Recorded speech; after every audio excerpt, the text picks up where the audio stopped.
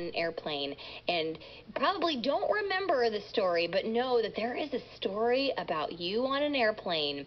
Just know that now Japan Airlines has come up with an idea for baby maps. That means that there is a map of the seating chart on an airplane, and when you go to book your ticket and choose your seat, you can see where all the babies will be sitting on the airplane so that you could either sit closer to them in solidarity, or maybe some grown-ups will want to sit as far away as they can possibly get. Personally, I think that everybody who has a baby on this airline should just scatter them all around so there's no escaping a crying, pooping baby on an airplane.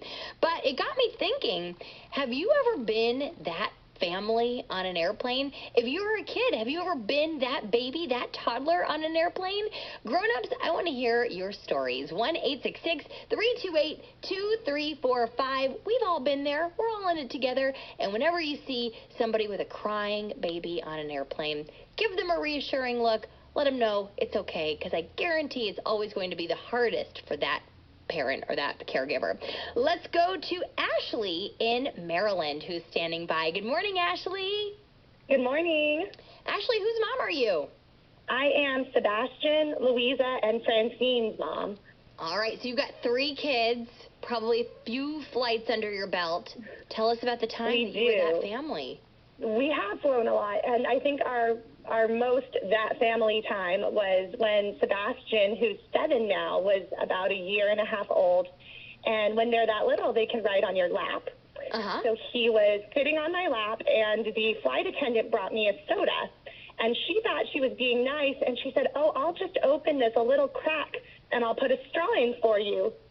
And so then when Sebastian got squirmy on my lap a few minutes later and kicked the tray table, the soda went flying, landed in the middle of the aisle, and because it was just slightly cracked, it exploded. No!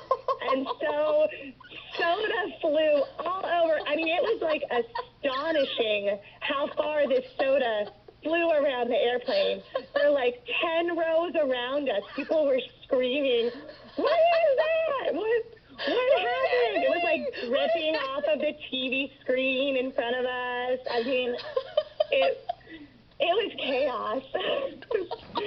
So that was my first child. I learned a lesson, like, don't get soda in a can, everybody.